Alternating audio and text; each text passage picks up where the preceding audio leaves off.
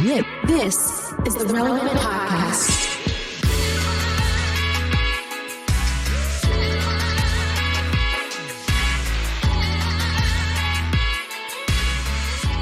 It's episode 1201, and it's the Relevant Podcast here in Orlando. I'm your host, Cameron Strang, and joining me from Loverland, Virginia, is Jesse Carey.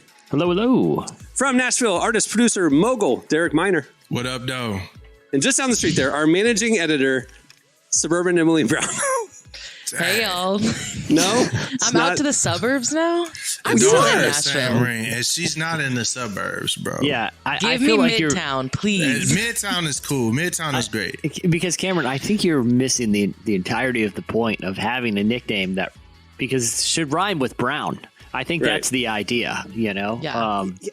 Otherwise, you're just assigning a random location to the name, Right. you know. Yeah, but that's good. Like the Greek or like New York Jeff, you know, like in your friend group, no? New York, But I don't know. I'm trying to figure out who is New York Jeff. I was just saying, one of your friends. It Call sounds him New like- York. Hey, wasn't there like on a reality dating show in the 2000s, like New York? What's her I name? love New York. I love New York. Tiffany. What a reality star. She was the first content creator. She figured it out. She created a whole situation about being ratchet and a troll. It I was wonder what hilarious. she's doing now. Like, She's still doing a lot of the same things she was doing in the 2000s. Oh, really? For real? Yeah, she does a lot of like, I think reality stuff still, like cameos or different things like that. Like she'll make appearances every now and then and stuff. Like I think she set herself up well in like Wait, 2006. Are you saying she's on Cameo? Like I could send you a birthday I'm greeting pretty from sure New York? I've seen her on Cameo. Hold on. She might not be anymore. You know, Derek, you said something very interesting there that she was the original content creator, and I'm thinking about this on the fly. I haven't really dissected this idea, but did early VH1, like when I say early, like early aughts VH1 actually create internet culture? Here's the case. Okay. You had you had those shows like I Love the 80s or I Love the 90s or I Love 1994, where it was basically just people. It was basically an early version of memes, like a little funny moment, a little clip, and then comedians making commentary on. That was it. That was a huge part of their programming block. Then they had their true crime thing, which is now a big portion of internet with like Real Hollywood Story or, you know, Making the Band or whatever that one Behind the Music, right? So they had like long form true crime. They had meme-ish nostalgic content and they had basically the most internet ready reality dating shows ever with celebrities. Was VH1 just the internet before the internet when it came to like culture? You're making a good case. Yeah. I like that. I like that.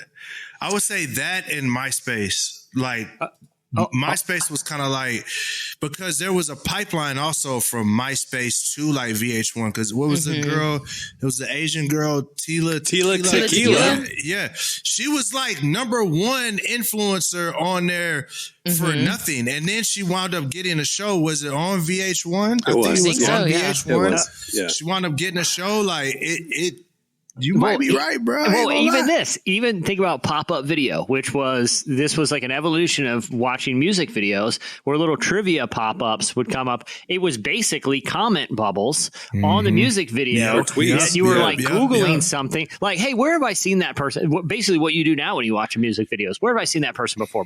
You know, you type it in. Again, did they invent early internet culture unintentionally? VH1. Oh, no, this is how I would know. Was it Jersey Shore? Was that VH1? That was MTV. But I think they're owned by the same, They are. they're like sister Viacom, channels. Sister channels. Yeah. Yeah. Yeah, because the Snookies and the situation and all them, they set the game up and knocked it out the park. That hasn't been the same since. Yeah.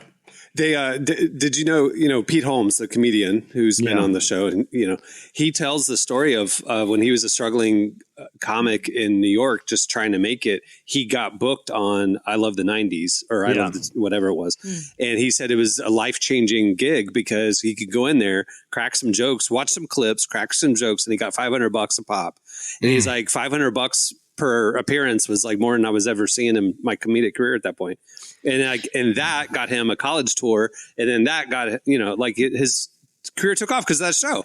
They were basically Instagram reels, though. It was like, here's a clip with like my head, because now even the form, it is exactly what people do, except they scroll vertically and just instead of watching them linear from clip to clip, Or what ridiculousness? No, that was MTV as well. Yeah, I love the 90s. Still, it's the same thing. Figured it out. It's the same thing because MTV was like the teens and VH1 was for the 20s and 30s. So it's like, but the same. Because y'all were even talking about like the iHeart, like the comedians on iHeart the 90s. That was where on MTV they had like girl code, boy code, or guy code, whatever it was. And like that, there's a lot of comedians that was where Pete Davidson got his start. Was he was doing like stuff on that, and then he got onto Wild 'N Out, and then he eventually got onto SNL. Like that. Launch his career, but it was just short clips. Pete Davidson was on Wild 'N Out? Yeah, for like a season. What did he do? Crazy. You're supposed to rap. Yeah, he did. Pete definitely got bars. You think? Pete is definitely the drunk white dude that will fry you if you're not careful. He's clever. He's clever. Like he's not like a great artist, but he can come up with good bars. Insult. Yeah, good insults. Good insults. That's what battling is. It's just how can I?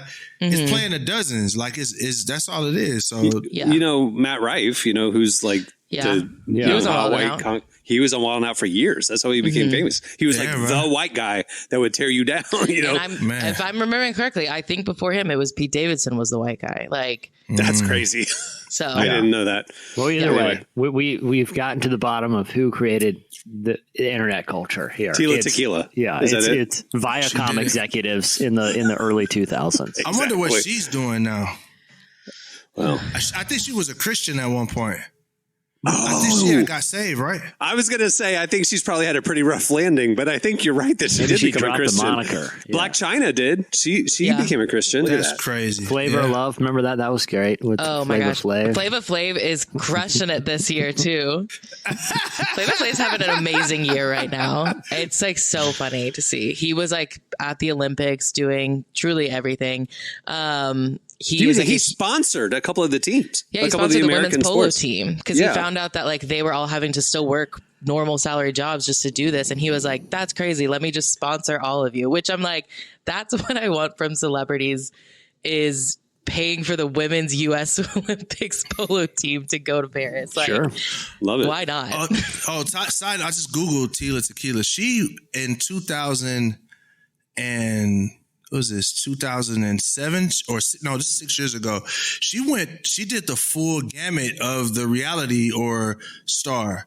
She did the crazy rise to fame from nothing, and then go full crazy Christian afterwards. Because she says, Tila Tequila says, porn stars and celebrities will be dying more and more with the second coming on the way. So that was 6 years ago. So she went the full tinfoil hat, thing. Did she change her last name from Tequila after she became a Christian? Yeah, probably. Was that an illegal name? And then she converted to Judaism after this. So she went Christianity, then Judaism. She's on an interesting journey. Did they also have a show too where it was sort of like just celebrities that, and I use the term loosely, but like it wasn't even celebrities. It was like people who were famous. Right, because I do feel like there's a distinction there. Like you could have committed some crime and be famous, but you're not like a celebrity. Sure. You know what I mean? Like, there was like people who were famous, and we I can't know remember who Tonya Harding is because she, exactly. Or any number, but you wouldn't say that person's like a celebrity. There are people who are just, or like a politician, or who's like in a scandal, or the Menendez or something. brothers. Yeah, like they're or but didn't they have a show where it was like people who, and I can't remember I don't think there was an objective. I don't think people were getting voted off. I think they were just kind of hanging out and put in odd scenarios.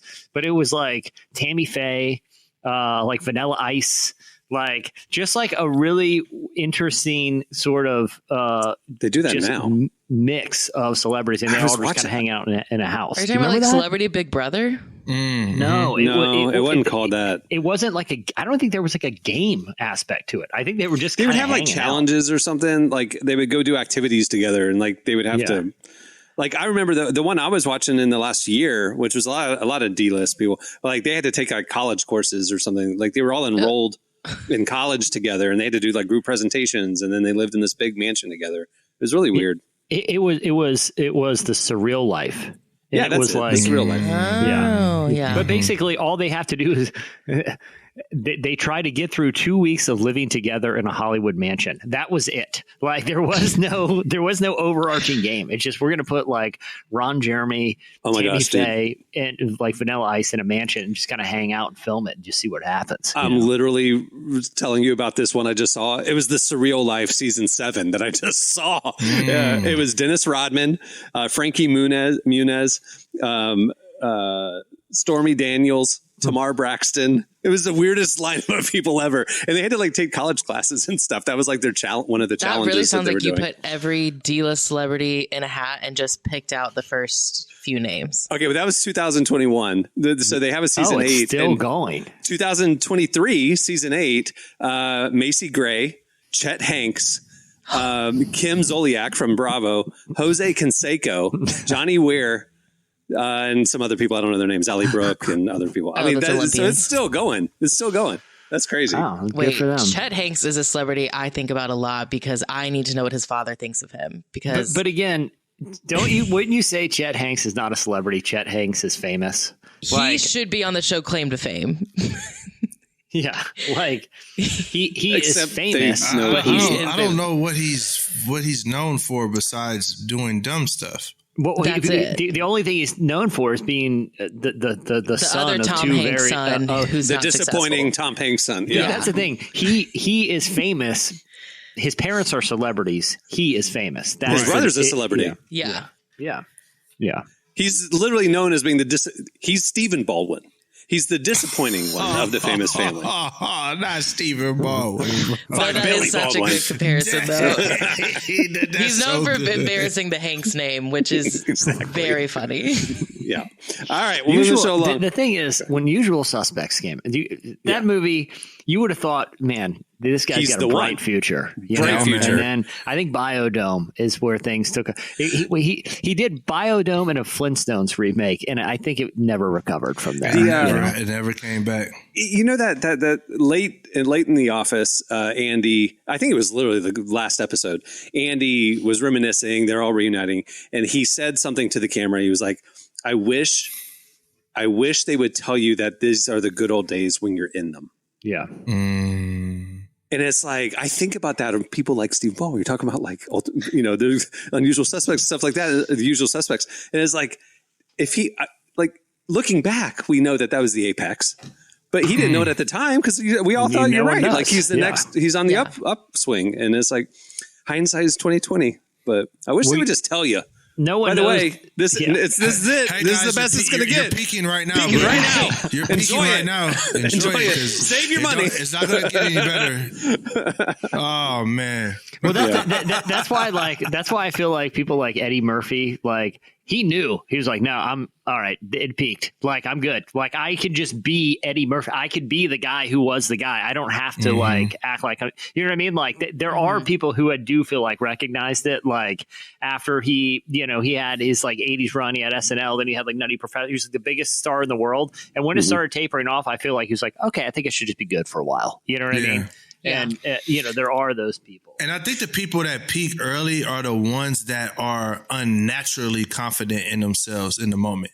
Where it's like, it felt like Stephen Baldwin was like, it's like, bro, you had a couple of great movies, but like you shouldn't be this arrogant a little bit. Or this like, you know what I'm saying? Like this, he was just extra at a season.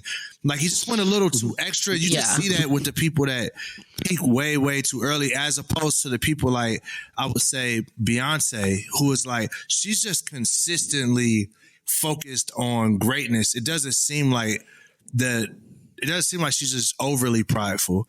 You know what I'm saying? It seems like she's just focused. I don't know. Stephen Baldwin at one point went through a fedora phase, and I feel like that's a big The fedora red flag. did it. I think when someone goes through a strong fedora phase, that tells me they lack a certain degree of self-awareness. That Yeah, man. is, but not just self-awareness. They think they're cooler than. But his fedora phase lasted. He was early on it, and he stayed a little way late. Too late. Yeah, it's just like it went from like 95 to like 2014. It's like nobody. Wait, sorry, when was exactly the fedora phase that was acceptable? Because as far as I've been alive, Timberlake, Justin Timberlake would be the only small window. Would you say Prohibition? Okay.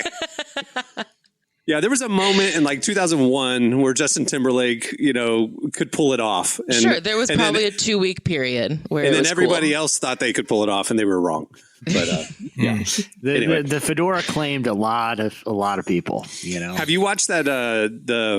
Not Ed Hardy. What was the hat that Tom everybody Hardy? had? Oh, no, not Tom Hardy. Von Dutch. Have you watched the Von Dutch documentary on HBO? No. There's a documentary on Von Dutch. On what happened, dude. Wait, it's coming back now. Dude, there was murder. I mean, the story of what happened to Von Dutch, how it became the thing, the Paris Hilton hat, the LA hat, and then what happened, the downfall of it, literally it's the craziest story of like, obviously he was just a pinstripe kind of artist back in the hot rod era. That's Von Dutch, the man. Mm-hmm. And a guy bought the license to his work after his death. And then that guy kind of got partnered with somebody who like pushed him out. But that guy was ambitious, started to do apparel and stuff like that with the Von Dutch name. And then those guys brought in another partner to grow it, and that guy pushed them out. So then that guy didn't have the taste and stuff of the guys with the vision, and he just sold out to the masses and licensed Von Dutch for everything, ruined the coolness of the brand. And then like it peaked at like 600 million a year, and then it went bankrupt. But the guys who were burned along the way were like gang affiliated. And like people got shot and stuff because of like the bad business dealings around Von Dutch. Over Von Dutch, dude. It's crazy. Got to watch this documentary. But little green hats was doing work in the hood. Dude, people died over those hats. That's the insane thing. Ironically, we're talking about peaking here, and just sort of bring this all back. The peak of like the VH1 thing, right? When that was top of the mountain, was the highest level executive at VH1 rolled in one day with a Von Dutch hat and a Jesus is my homeboy shirt, and that was the greatest day of that guy's life, and it peaked right then. That day he wore that outfit, he had a roster of hit shows, and it's never been the same for that guy. I know he's like out a there. shell necnecklace on, or a little. Oh my god, the puka shell necklace. The puka shell necklace. Anyway, I always say puka. We have a great show in store for you today.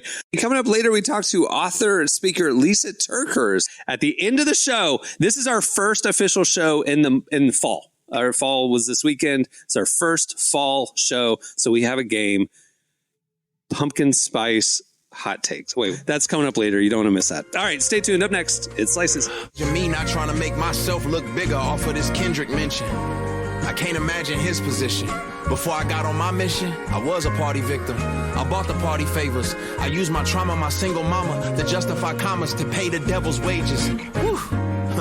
That probably went over their heads. Basically what I said is I was government fed, bred for doing time in the feds, but Jesus bled. Instead of putting dents in their head, he turned his. My cup runneth over with nonsense. You're listening to Lecrae. The song is Die for the Party. P. Diddy probably will die for those parties. Cameron. What? What? You don't think? It's being recorded. That's a lot, Cameron. That's a lot. Lecrae! It's Lecrae's song. I didn't say it. He said it. Get the edit. That's a lot. That's a lot. Get the edit button. All right. Put this at the top of your must-read list. A brand new novel, American Prophet by Jeff Fulmer. In American Prophet, Peter has a dream revealing the outcome of the presidential election and feels compelled to share it with whomever will listen. As dreams of other major events keep coming to Peter and keep coming true, he soon gains notoriety and is heralded as a modern-day prophet. Along with all the hype Peter receives, also come the naysayers, including his chief critic, the President of the United States. Conspiracy theories and violent threats force Peter to go on the run, driving him deeper into the heart of a divided nation. Through it all, Peter strives to remain true to his calling wherever it may lead him. It's the thrilling story of someone who discovers they have the unique gift of predicting significant significant future societal, political, and natural events, and the backlash that follows with that gift. American Prophet's on sale now on Amazon, Audible, and Apple Books. Just look for American Prophet by Jeff Fulmer. It's time for Slices. What do you have, Jesse? All right. Well, I don't know if you guys are sensing this, but according to new research, 41% of people in this survey of American adults said that they are experiencing peak stress right now. Stress for the whole year. They're way more stressed this year than last year, and almost half. It is absolutely at its peak. They said it's a culmination of factors: finances, number one, followed by the economy, physical health, and 20% of the stress is coming from the presidential election. Another 20% or 19% is coming from other world issues. Here's my question. Are things inherently more stressful, or do you think we're just inundated with things that are meant to induce stress all the time? That this is why people are stressing out. Like, do you think the world is inherently more stressful than it has been at other points where people aren't as stressed out? Or, like I said, do you feel like it is the inundation of reminders of stressful things that is actually causing it?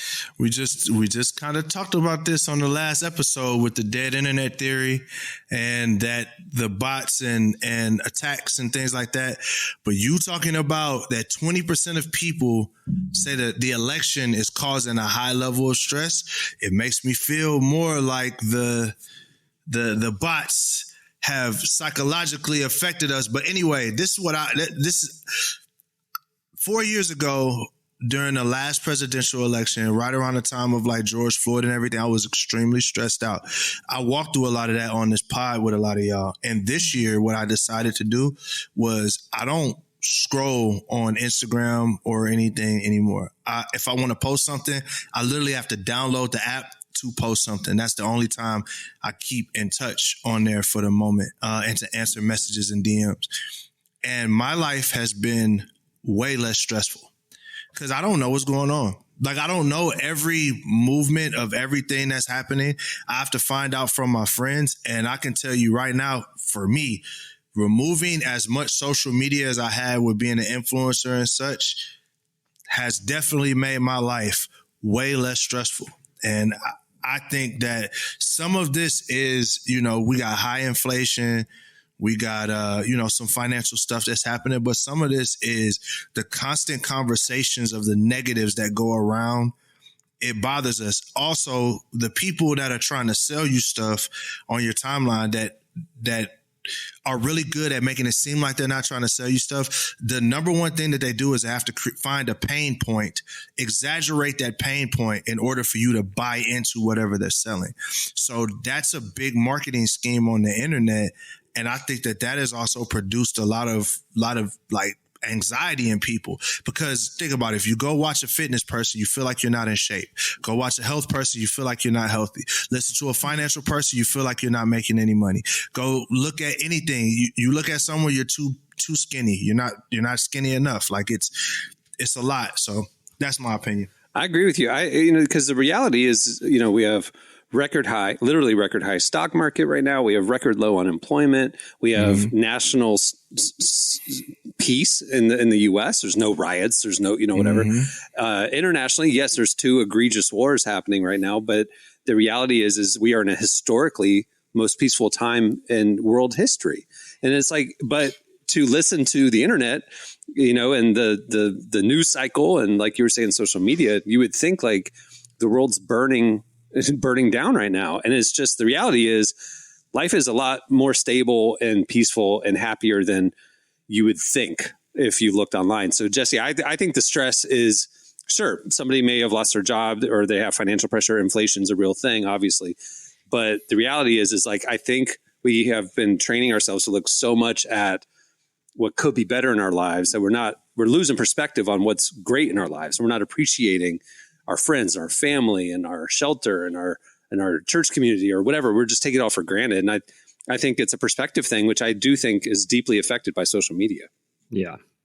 Yeah, I think that like when you think about social media, like depending on how you've curated your feed, like if you're just following, like we said, like a lot of like news organizations, they're constantly posting about all the negative things happening in the world. They're not going to post about the positive things happening. So like on Instagram, I don't really follow a ton of like news accounts on Instagram. I really just follow my friends and family because it's like, I want to see the happy things they're posting about their lives or their, you know, their families or their kids or whatever. Like I want to see those positive things to be reminded of like the happiness in the world. And then I go over to Twitter where everything is on fire. And I have that balance. Y'all need my algorithm. Everything is on fire. My feed is nothing but humor and basketball. That's like literally all I follow. So, you know, just on X, you just have to stay off the For You. Like 100%. Do not. The For You is literally hell. Like, I mean, frankly, it's that on all of them. You know, like you just got to avoid all that. Yeah. But as like much as we're reminded of things, of political tensions and economic issues, like none of us are worrying about, you know, being in an iron lung because of polio or being maimed in like a meat packing factory accident. Or I'm actually terrified of being in an iron lung personally. But I'm saying like tuberculosis is making a comeback. Just FYI. I know someone who had TB. Okay. there were like legitimate, like dangerous, harmful, scary stuff that it's just no longer part of our frame of reference. The infant mortality rate. Look at the early 1900s and how many dads were raising the children because mom died in childbirth. I mean, like we live in a really, really blessed and prosperous time. And it stinks that we lose perspective with that.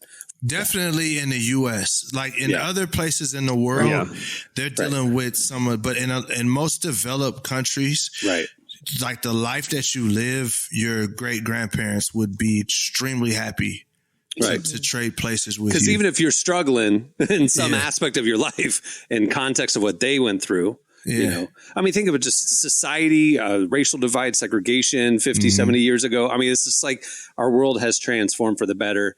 I don't want to listen to the people who are telling me that it's like never been worse than it is now. It's all going to die tomorrow. You know, it's like, whatever. I think there's a balance too of like, yes, there are always things that can be changed and improved upon and stuff like that. But I think, like you said, having that perspective of like you said, 50 years ago, my grandparents, the way they were living, I'm living a better life now. Sure, there's progress to be made, but let's like celebrate the progress along the way, not just focus on what we have to do next. Because I even think about the people that are like, it was so much better back when we were like, all the food was more natural and all that different stuff. And I'm asking myself, are you going to get out there and plant a garden and a farm and trade me sweet potatoes for apples? Because if not, be quiet, go to Whole Foods, pay your extra money that you had to pay because of inflation. And it just is what it is what it is right now. But I will say this, that there are pros and cons too. And one thing that our grandparents didn't have to deal with is, you know, my mom was telling me how she built my mom, she was telling me how she built our house for like 80 grand. You know what I mean? Like my grandmother, they built our house for like 30 or 40 grand. Like the inflation wasn't so bad or the economy wasn't so bad that moms had to work. Like now we live in a 2-income society. Like it just is what it is. Like the idea of the mom staying at home is very rare in many situations. So I'm not going to say people shouldn't be stressed out because there are real stressors, but I think it's also, we got to look at the big picture, but that's hard to do that when we're constantly being pushed negativity. But to the point of lifestyle expense and stuff like that, like a lot of this is the keeping up with the Joneses. Like you're making lifestyle choices to make yourself financially Some people stressed. are for sure. You could simplify your life. You could move to a cheaper city, town, rural. I mean, there's things you could do if this is too stressful and you can't keep up and you want to be able to spend more time with your family and you can't, well, then you might need to make some hard changes, you know, to then have that margin. It's just, what are your priorities? That's my thing. Which I think also is going back full circle, talking about what we talked about earlier with the reality stars.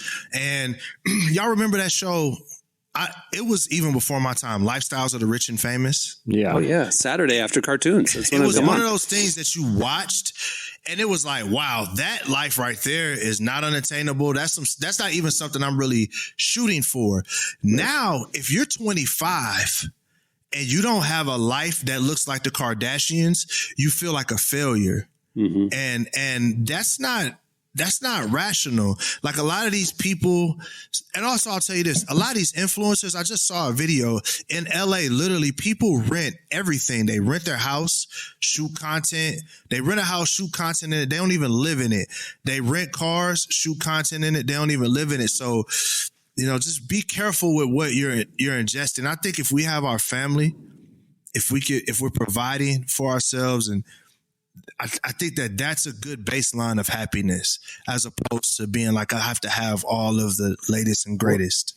Well, because the old cliche at some point starts to click over. You no longer own your stuff. Your stuff starts to own you. Like, I remember like my grandfather, he never wanted to own much because he wanted to hit the road and get out on the camper and be gone for months at a time and have no obligation. He didn't want to be owned by anything. But the more you own, like I said, at some point it owns you. Like you got to make the payment on it, or you got to do this and that. You got to maintain it, or you got to pay the taxes on it. And it's like, I'm working just to have the stuff instead of, I have margin, the things that give me, my basic kind of necessities or whatever, Okay, well, what do you have, Emily?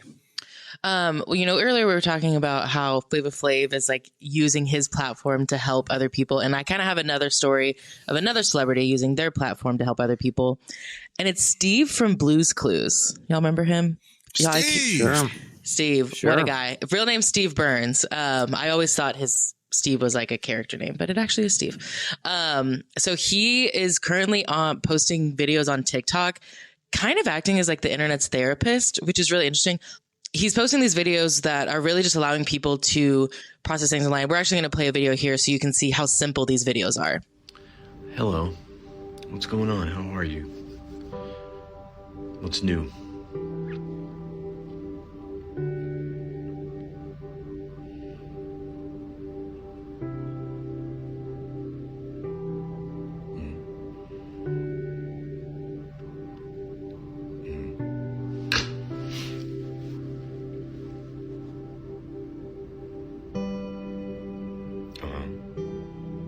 And so that's all he does. And then people will post comments saying things like, I finally got my apartment. I'm moving out of my parents' house, or life is lifing, Steve. You didn't prepare me for this. Like, it's like, there's a lot of like cancer, or my parents died and I'm alone. Man, and like, rough. It's crazy. Like he'll just sit there and look into the camera with soft music playing, and he's like listening to you, and people are being moved to tears, and they're sharing and opening up their hearts, like just to feel heard and seen. It is the most beautiful thing. If you're not following Steve Burns on TikTok, you need to.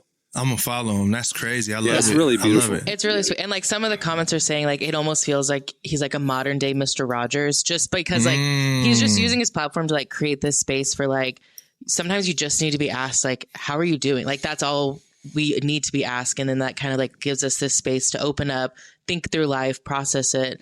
And it's just really beautiful. And I like, it's so random that Steve from Blue's Clues is doing this, but I'm a fan of it. I love it. The quiet kind of self-help content vertical, like Mr. Rogers, or even like Bob Ross, like where it was like that. On the text of that show was a show about painting. The subtext was it was a show about you can be creative. There is no mistake. You can turn a mistake into happy accidents. Yeah. But like people are drawn to that kind of content. Good for him. Yeah. There's 10,000 Bob Ross paintings in a warehouse, and the Bob Ross Foundation will not sell it. Why? Yeah. They don't. There's no explanation. Like the world wants them. They would pay top dollar. It could fund good things, but they're just sitting in a warehouse. They probably don't want it to feel. They probably don't want his legacy to be commerced out. That's what his widow. She's passed away now, and now it's the family foundation. But that was her MO. Like she didn't want him to. Yeah, it wasn't a commercial thing. He was doing it for the enjoyment, not for money. What good are they doing in a warehouse? Exactly. That's my thing. Is like art should bring joy, and like it needs to go full Kincaid, small stores. The magnets, Dude, neckties. Nobody needs to go full Kincaid, my man. I'm talking about the business Did model. you ever look Talking at the about personal section on his Wikipedia page? Dude, it is very very I problematic. can separate What the is art this? from the artist. Thomas okay? Kincaid, the painter of light, the Christian painter. You go into any Christian bookstore in the 90s or 2000s, and there was a whole section of Thomas Kincaid stuff, paintings I mean, with I think they're still inspirational there, I'm Jesus. sure. And like they would be on all these products and stuff. Turned out the dude was a bad dude, and it was just him hawking stuff to Christians to make money. So And what do you mean bad? Unpack that for me, please. Even if I don't have to do my slice, I just want to understand what's happening here. she pulled it. We were talking about this at staffing the other day. I don't know why it came up, but Yeah, she was why like, were we talking about Thomas Kincaid? Why is there no like movie? You know, like a Thomas Kincaid biopic, I could see like A24 doing. You know, like Yeah. a gritty. It's crazy like that. Well, okay, so I mean, some of it is just like business practice stuff. Like he was investigated by the FBI at one point, like for some fraud issues that were going on. But the like personal conduct is like his former colleagues, employees. Some of them said he had like a long history of just like heckling a lot of people. But there was also this weird instance where he like urinated. I don't know if it was on someone or near someone. It was at a meeting. To show dominance and to own, like to mark his territory that he was the king of the meeting. He urinated on a guy in a meeting at his offices. Did the guy beat the brakes off of him? Like, There was alcohol abuse. It seems like there's like one sexual assault allegation. Like there's some wild stuff out there. Stuff that shouldn't be highlighted in a Christian bookstore is all I'm saying. It should not. No. Yeah. If you ever want to look at that. I remember they took Sho Baraka's album off the shelf for saying like booty or something. Like Lifeway banned Relevant because we were too secular. Like we had a rock band on our cover one time. This guy out here peeing on people. You got all this crazy house. This is crazy. Anyway, all right. We actually have run out of time for your slice, Derek. We will we'll pick up next week. All right. Thanks. All right. Stay tuned. Up next, Lysa TerKeurst joins us.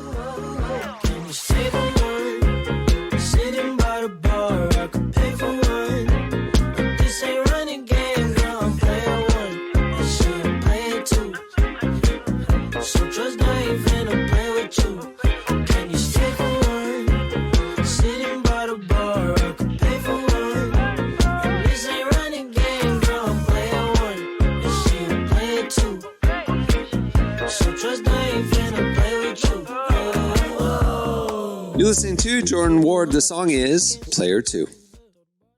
Well, our guest today is Lysa TerKeurst. She's a speaker and author of dozens of books, including her latest, which explores how to heal from a toxic relationship, something too many of us have dealt with firsthand.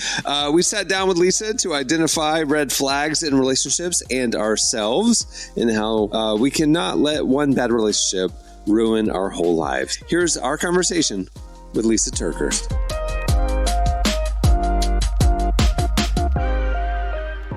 Well, before we dive in, I would like to clarify something, because trust can look like a lot of different things to different people.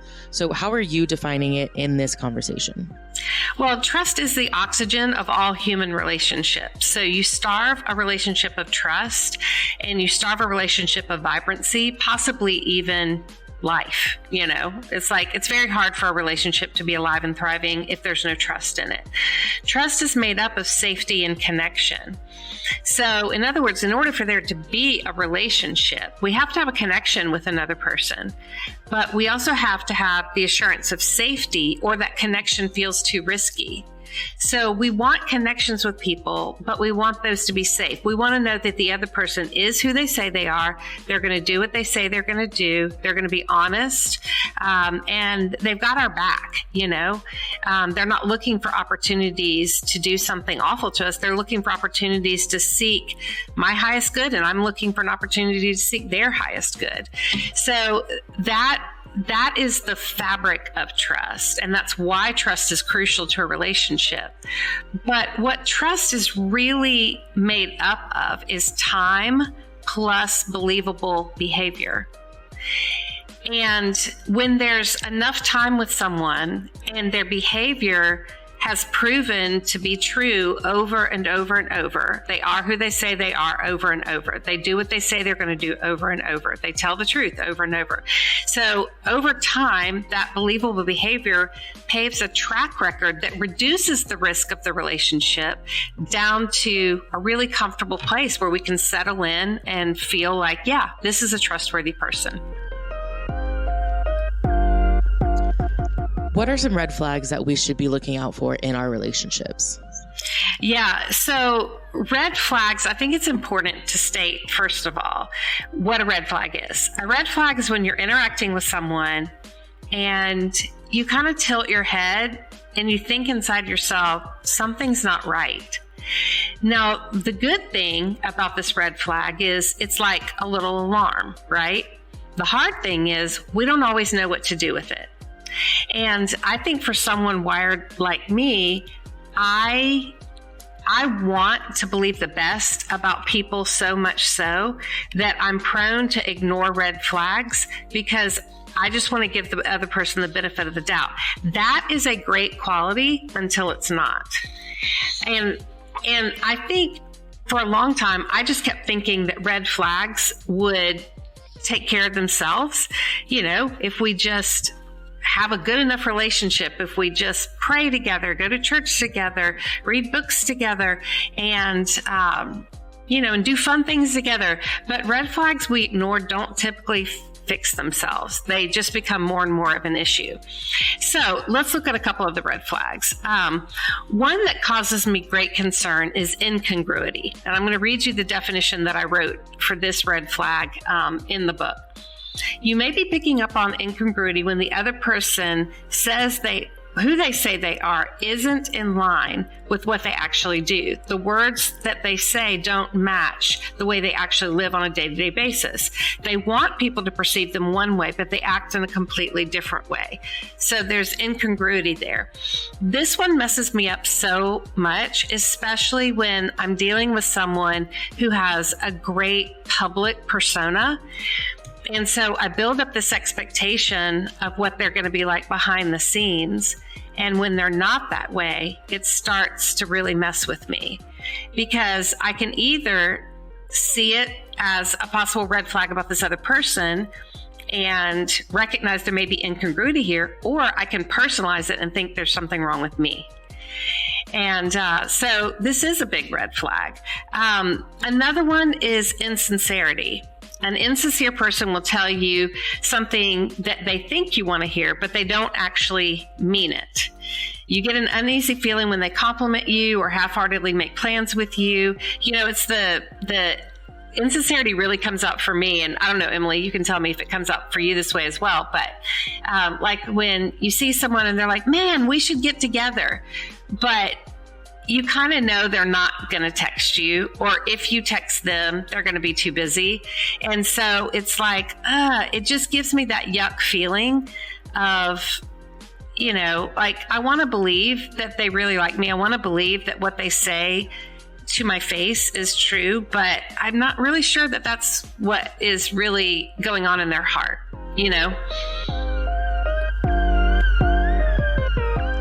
Is there a list of questions we can be asking ourselves to see if we have any red flags in our own lives? Yeah, it's interesting that you say that because in this chapter, I go through these 11 red flags.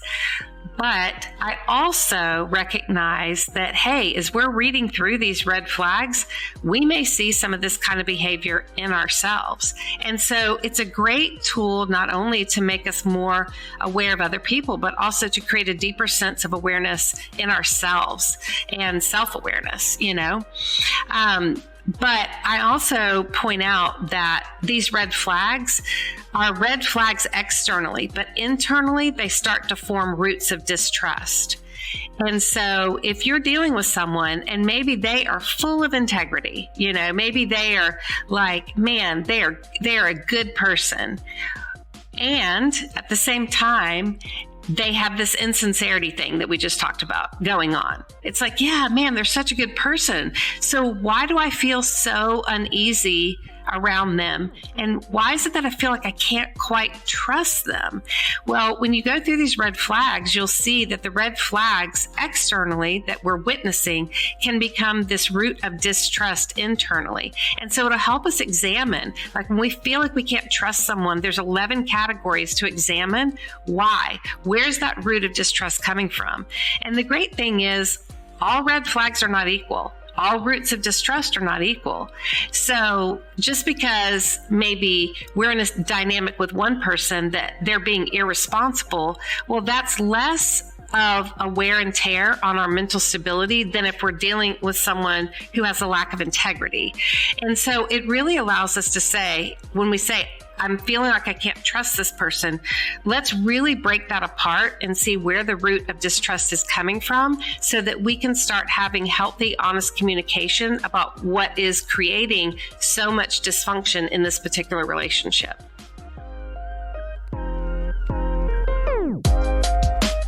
Let's say that we identify a few red flags in a relationship. At what point do we decide this is too much, this is unhealthy, and I just need to cut this off? Yeah, that's a great point. Well, first of all, I want to say, I think as a Christian woman, I felt like distrust was a big no-no. I felt like, and this is wrong, but this is what I felt like. I felt like the ultimate goal was for me to get to a place where I could trust all people because that would show me that I love them unconditionally, right? But while love can sometimes be unconditional, trust should never be unconditional. Trust should be very conditional. And this was a huge eye-opener for me as a Christian woman. And so I had to get to the place where I recognized that we want to use wise trust. We don't want to use foolish trust. And sometimes distrust is the healthiest and wisest decision to make. If someone, remember we talked about trust is made up time plus believable behavior, which gives you a proven track record. If someone makes a mistake, we all make mistakes. We all fall short. We all demonstrate some aspects of these 11 red flags, right?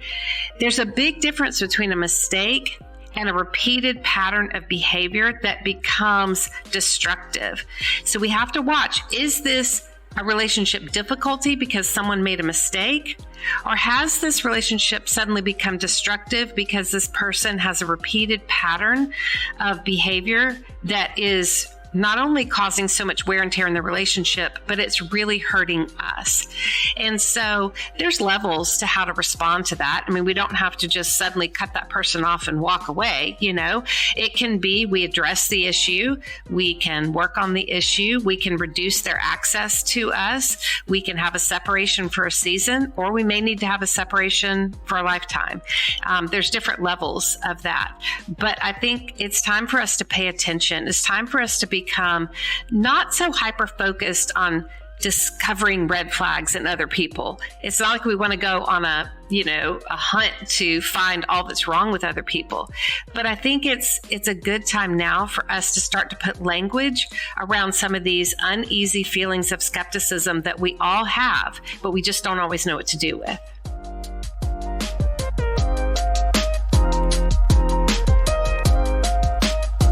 For someone listening to this who has experienced some deep distrust in a relationship, what are some things they can keep in mind to make sure that they don't start distrusting everyone? Yeah. Well, here's the interesting thing about trust. When trust is broken, a lot of times we want to isolate, because then not only does that relationship feel risky, but a lot of relationships feel risky. But trust cannot be repaired in isolation. If trust was broken in a relationship, it has to be repaired in the context of a relationship.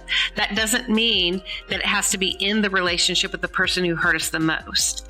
But we have to be in relationship in order to repair the effects that broken trust has had on us. And so I think one of the great first steps is to find someone who has already proven themselves trustworthy in your life and take the risk of stepping back into that relationship and communicating what you've experienced, maybe even communicating some of the after effects that you're experiencing.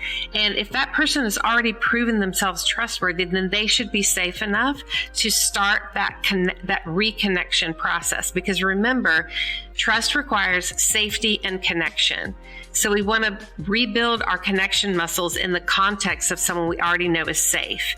And so if you kind of think of it like this, sometimes when trust is broken, some people want to prioritize connection so high that they diminish their need for safety and they ignore the red flags and they just take the hits, and it continues to devastate them because they're so desperate to keep that connection with that person, even though that person hurt them. The opposite reaction is we start to prioritize safety so high that we diminish connection, not just in the relationship with the person who hurt us, but we tend to want to diminish connection in all relationships. So the goal here is to bring those two things back in equilibrium. We want a connection that's safe, and that's how we can start rebuilding our trust muscles.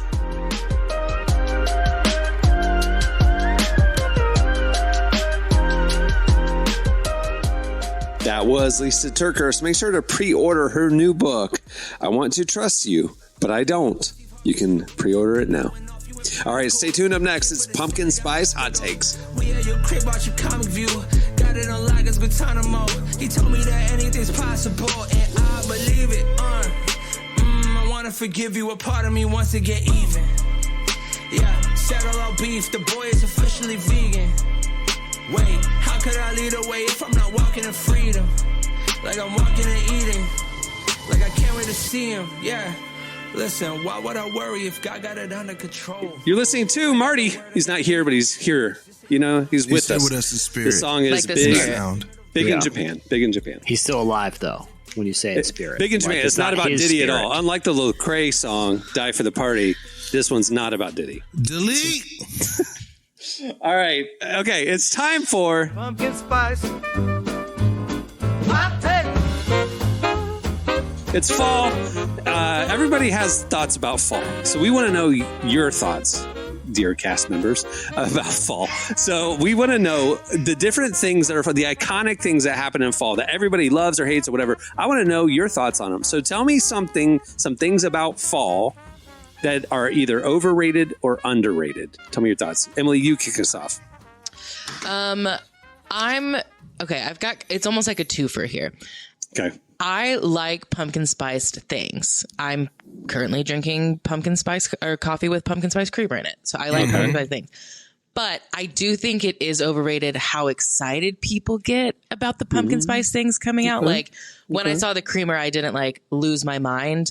But the way certain people post on Instagram about like, my life is now complete again, that a pumpkin spice latte is available. It's like, let's calm down. So people are really like that. Like they're really overly in love with pumpkin spice. I mean, truthfully, I have friends that like the day, I guess, Starbucks started, like the pumpkin spice lattes came available, they were posting about it like, thank God, I've been waiting all year for this. And I'm like, this is what we were looking forward to all year? Like, I love it. Ain't nothing wrong with it. Ain't nothing wrong with it. I like it. Do they wear Uggs?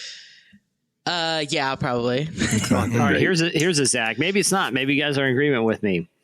Synthetic carving pumpkins are far superior to the natural product. Okay, I don't even know about this. What are you talking about? What is this? So if you go to like a pumpkin, I end up carving a tremendous amount of pumpkins every year, mainly for like neighborhood parties, kid parties, even don't they rot in like 2 days? In Florida, they do. Exactly, okay. and they're disgusting. And cleaning those out are disgusting, right? Yeah. Now you can buy synthetic carving pumpkin. It looks identical to a pumpkin, and the texture is like this foam composite material that it carves just like a real pumpkin, right? But there is it's not real. It's just a fake pumpkin made out of like a material that mimics the actual texture of a pumpkin that you can carve, and you don't have no cleanup. I know like purists are probably like, oh, that's so wasteful and dumb. I don't care. It is disgusting carving a real pumpkin. Disgusting. It is disgusting. So carving a real pumpkin, overrated. Carving fake pumpkins, underrated, is what you're saying. Way underrated. It's a game changer. All right. This is like the fake Christmas tree versus real Christmas tree. That's what it feels like. I'm going to go all in on the early Christmas decorations. Look, y'all. Yeah. I know you're excited. I know that listen, Jesus was born on Christmas. You do not have to put your nativity scene out October 12th. We cool with it. We know. We with you. I love God just like you. But look, man, y'all, if you listen to Christmas music before Thanksgiving is over, you're a serial killer. That's what it is. That's what it is. So listening to Christmas music or decorating too early, deeply overrated. Got it. Christmas at the beginning of fall, all overrated. Christmas does not start until after Thanksgiving. That's when Christmas stuff starts. So if you're early on that.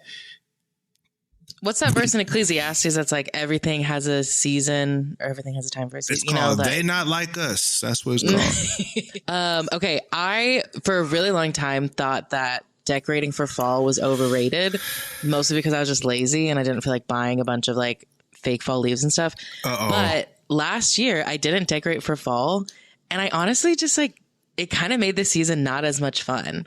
So I think this year I actually am going to try to decorate for fall a little bit more. I'll tell you at the end of the season if it's still overrated or not, but it did make a little bit of a difference. I hate fall decorations. I ain't gonna lie. But one thing I do like as a Floridian where we have no seasons is the color, like the leaves turning color. Yeah. Every year I'll go on a trip. I'll road trip up to the mountains just so I can experience color and the actual season.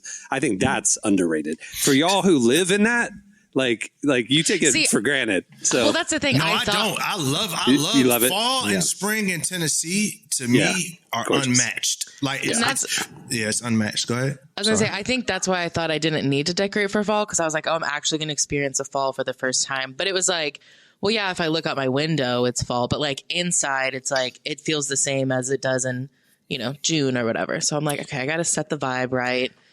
Again, it's an experiment. We'll see if it actually makes any difference. I'm honestly, y'all know I like Cali. I love the weather out in Cali, but I'm gonna take a Tennessee fall over Cali just because of the color changes and the things changing. Like Cali just is like summer around the clock, as opposed to like here, it's like fall. You see this unique blend of color. So I love it. All right, here's one more. I'll take us home on this. Okay. Take us home. A lot of people are all about technology and having a fireplace where you just turn a switch and gas comes on and it warms. There's no cleanup. There's no danger. It's very safe. Fun. It's inexpensive. My house right now has a big wood fireplace, and when we got it, we're like, we should probably get gas in here. I got a chimney sweep out. That's what I did. And I had the bird's nest knocked out of there, and I've been doing wood fires. And I'll tell you, one night a live ember jumped right out, burned a hole in the carpet. I love the element of danger. Love it. Living life on the edge. Yeah, 100%. You can't do it till fall rolls around. In Florida, you can do it one night a year. I have a fireplace one night a year. And when it gets like under 50, we'll like open the windows to cool the house down and then do the fire. Yeah. Oh, so y'all can't do the fireplaces in the winter? It doesn't get cold enough? There are fireplaces in most houses in Florida for some reason. I have no idea why, because it's literally 1 or 2 nights a year that you. There's fireplaces in Texas too, which like it will in like the middle of the night it'll get cold enough, but like. Yeah. You're not really turning it on till like 10 p.m. at the earliest. But I'm with you, Jesse. A real fire with danger. Underrated. Yeah. Jesse, I'd be terrified to be near you in an open flame. I don't want it. As you should be. Jesse he's daring. He'll push but then there's a line that he'll go up to, but he's just like, okay, that's too far. But how does Jesse know where the line is? You're always testing it. Aren't y'all the dudes that said y'all threw fireworks in a fire and jumped over it? That was when Jesse didn't like it anymore. That's crazy. Yeah, no, bro. I'm not doing nothing that got to do with fire with Jesse. Y'all told me this man gonna throw some fireworks in the fire. We were just done with the fireworks. We had been using them for like 3 hours. If a firefighter was near us, I would be. Is that the only thing you can think of to do? Jesse, do you remember when I lit Montana on fire? We were hanging out by the side of the river, and we had a little bonfire going, a little fire. Everybody's hanging out. We'd just been fishing. The water's cold, and it was like on the side of a hill, like right 3 feet from the river. and there was a water bottle full of gas or a fire starter. And it was like a pitiful, we came up on the guys and there was like a pitiful little fire. I was like, let's get this fire going. So I squeezed the water bottle of lighter fluid on it. The lighter fluid catches on fire. So it like comes back up into the bottle, into my hand, explodes. So I throw it, which throws flaming fire starter all over the ground and river. I roll down the river, fall into the water. The water is on fire and we're floating away. Cameron almost became the first person to both drown and be burned to death at the same time. No person has ever done that. Like they were like, he had 2 causes of death. He burned to death while drowning. Really, I was floating in this 38-degree water on fire, like trying to get away. Anyway, yeah. And you want me to be near an open flame near the two of y'all? Yes.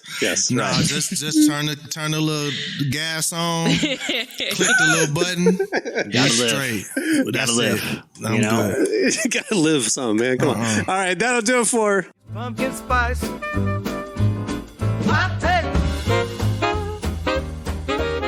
Well, before we wrap things up, I want to thank Lysa TerKeurst for joining us. Make sure to check out her book, I Want to Trust You, But I Don't. You can pre-order it now. Her team specifically wanted us to run this interview before the book came out, so you can go and pre-order it. Go pre-order it.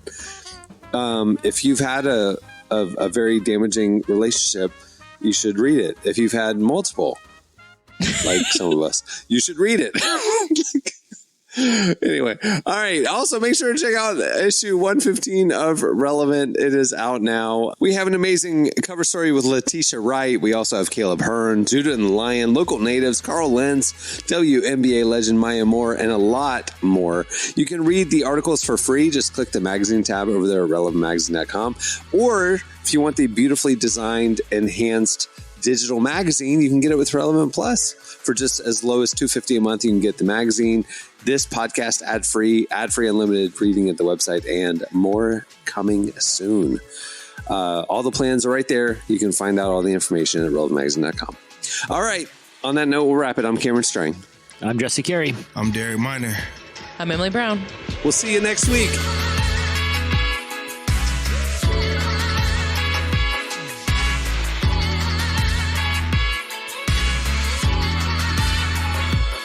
Thanks for listening to the Relevant Podcast. Check out our features, interviews, and news updates every day at relevantmagazine.com.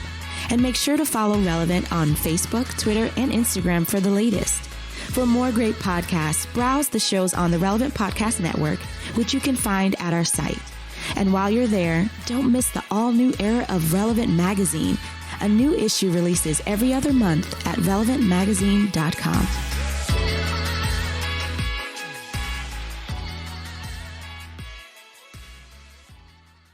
It is disgusting carving a real pumpkin. Relevant Podcast Network.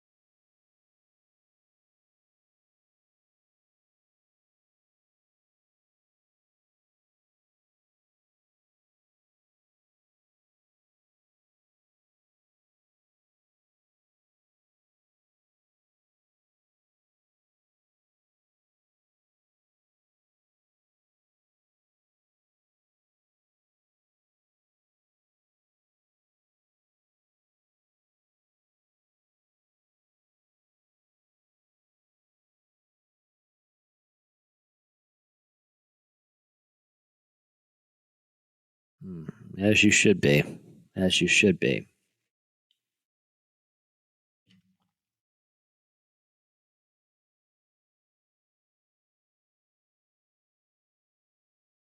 You're always testing it.